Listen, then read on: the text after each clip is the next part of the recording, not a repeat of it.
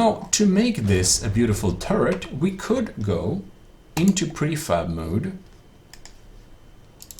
mouse click 2, and select a nice prefab block, copy the entire thing, you know, with the barrel and everything, basically paste it onto a turret, which is a new object, so you have to spawn that first. We can do that, and if we did that, we need to exchange one of these barrels to an elevation barrel, and then we have a pretty neat basic turret.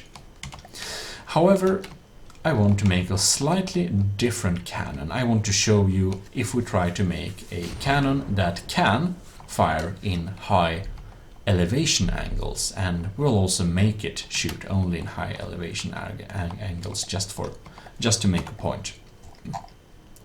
Now, the beautiful thing with the turrets is that we can have the weapons controller controlling them under a nice armored little beautiful deck here. So what we do is we go into our AI compartment, which we happen to have here.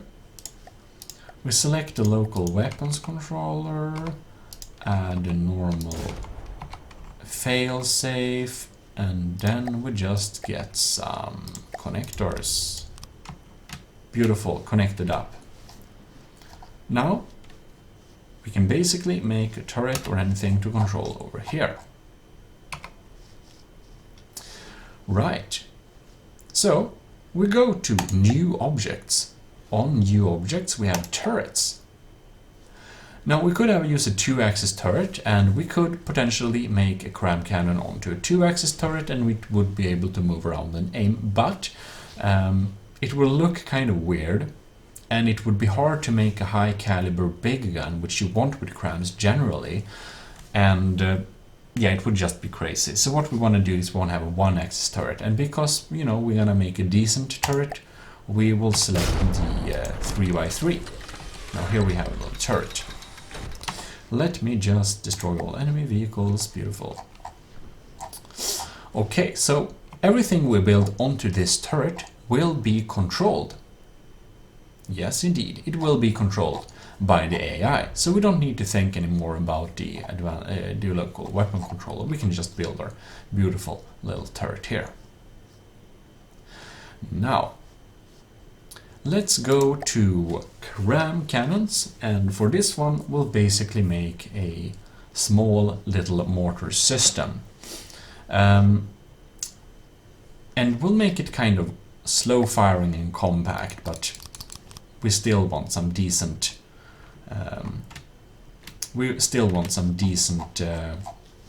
what is it called? Caliber, decent gauge.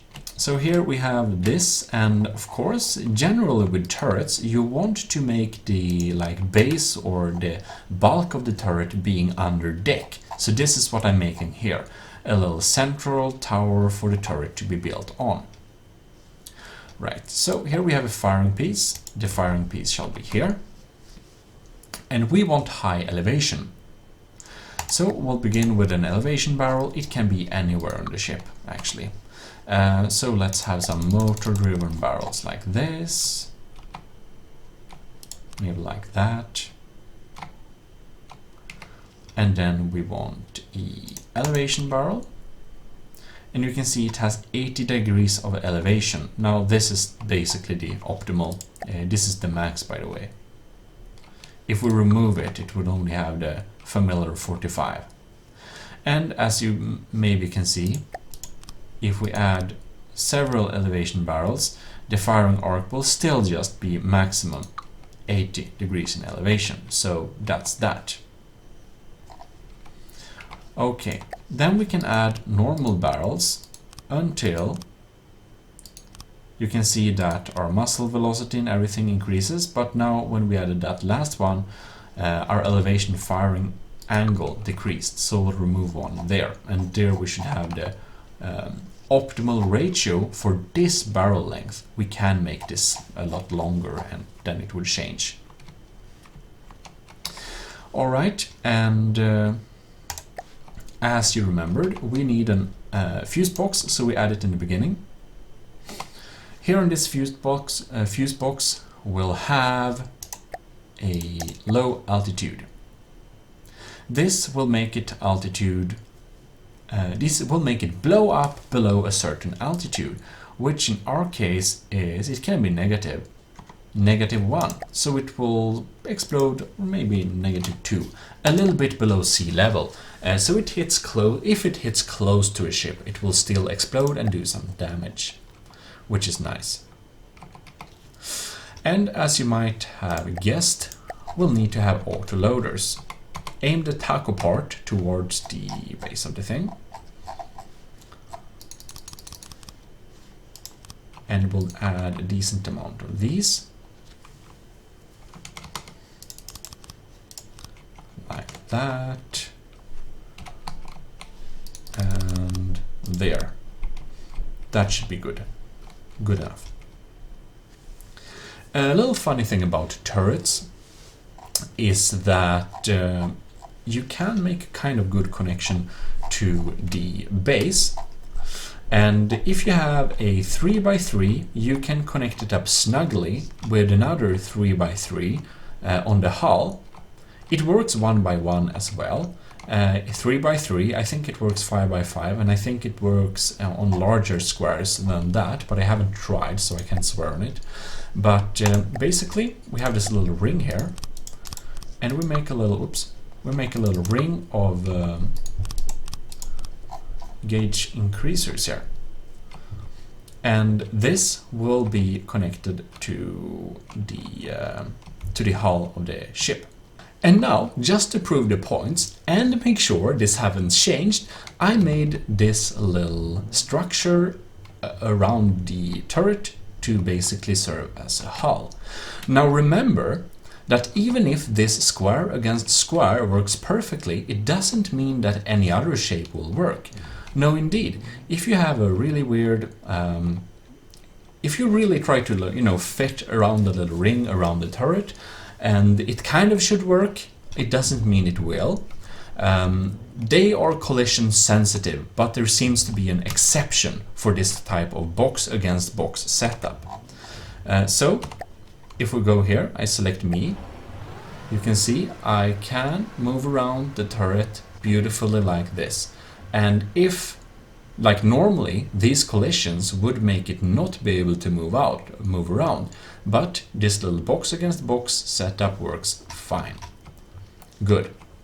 I'm happy it still works, because otherwise this turret part of this tutorial would be a waste of time. Okay, let's continue with the turret itself. And now we have a little deck, which is nice, so we can kind of think about that as well. And as said before, this will be a little high altitude turret, which will be weirdly flat, but well. And this, or not high altitude, like high arc turret. It's supposed to be basically a mortar artillery turret, that kind of thing. Here in the back of the turret I add these volatile explosive pellets, just because, I already explained that. And then we'll also have some hardener pellets here, just because, well, they're good. We'll also have some hardener pellets in the front, like this. And on the sides we shall have... Ooh, reload time, too fast, but... Yeah, let's just add ammo boxes there, that's beautiful. Or actually, let's add ammo boxes in the back. And... okay. Let's add more explosive in the back. Sorry, I don't make up my mind very quickly, but here is me. I think maybe there's something here. You can see 65. Okay, each shell uses. It has how much ammo? 1,200. That should be enough. Okay, so now we have like the base structure beneath this thing kind of set up. And what is important is that you might be tempted to leave this unarmored and let your main hull do the rest. Unfortunately, your enemies will use penetrating shells, and this will be a problem.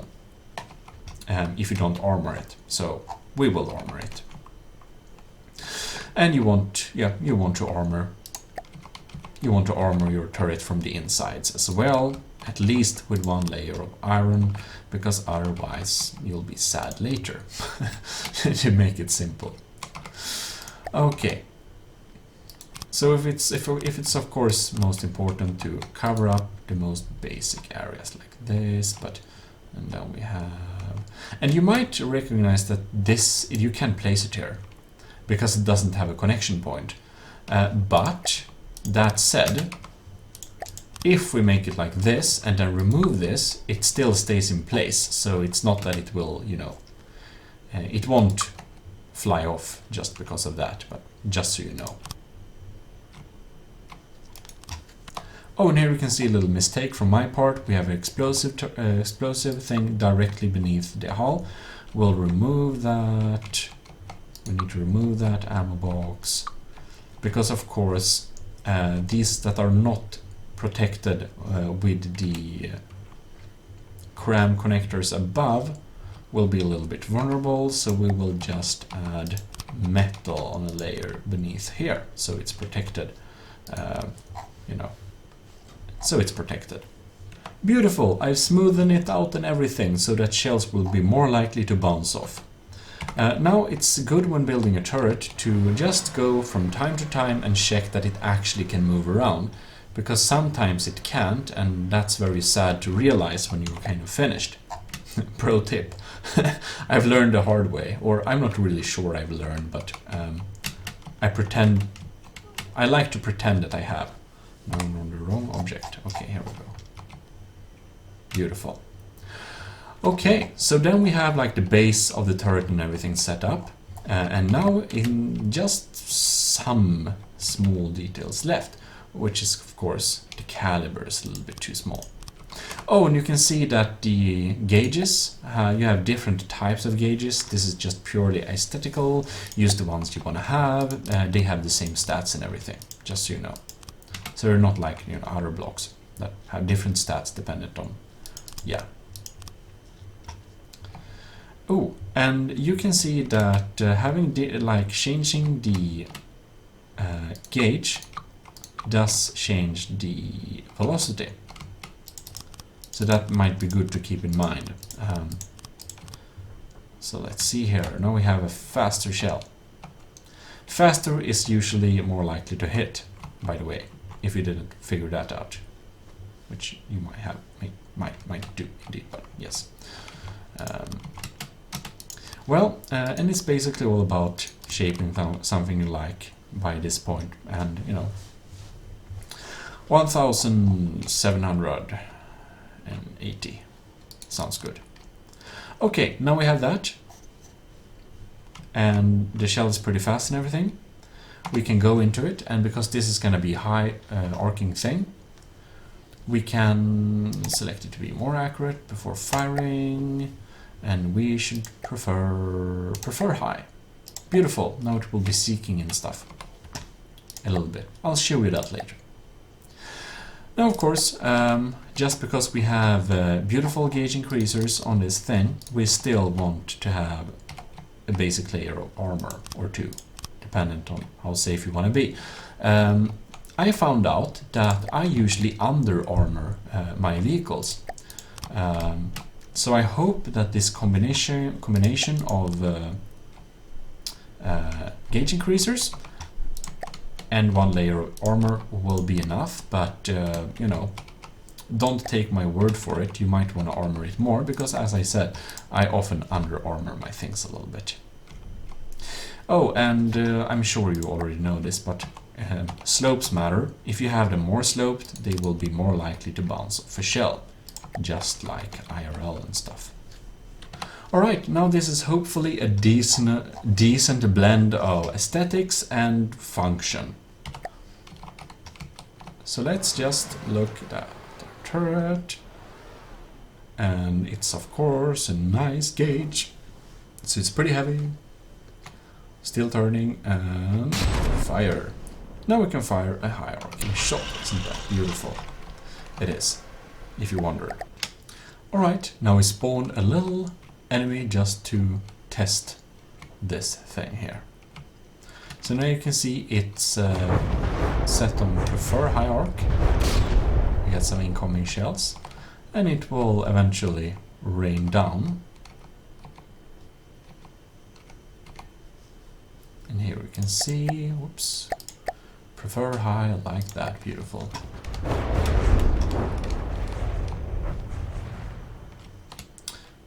Beautiful arc. This should now be slightly seeking and everything. Now the next shell comes in here. This is by the way one of my ships. It's not a battleship in any way. It's just, you know, total miss. But it explodes somewhere close to it. So even though these, you can see the trajectory is slightly adjusted here. Even though these are slightly seeking, it's nowhere near a guaranteed hit or anything, but it helps even the playing field out a little bit so that it may hit sometimes. And here we got a pretty good hit. Took out the cockpit and most of the engine. Beautiful. It's just so fun watching CRAM shells fall down like this, high artillery. Ah, beautiful. That's why we have close proximity. Or altitude fuse, so it basically explodes when it's hits close. Oh, it already took out the AI. Of course that was an easy target, but you know, for all intents and purposes, that's basically how to make a turret. And if you want to make this a normal turret, like a normal turret, you just go here and set prefer low. That's it. That's it. That's it. Now we have a normal turret. Beautiful. Well, I do hope that this little tutorial has helped you make CRAM turrets and that you understand how to make CRAM turrets and CRAM cannons in general. And, well, if you did learn something from it, you can drop down a like so that others may find it. Share it somewhere if your friends ask you how to make CRAM cannons and turrets and stuff like that. And then me and this video will be happy and stuff.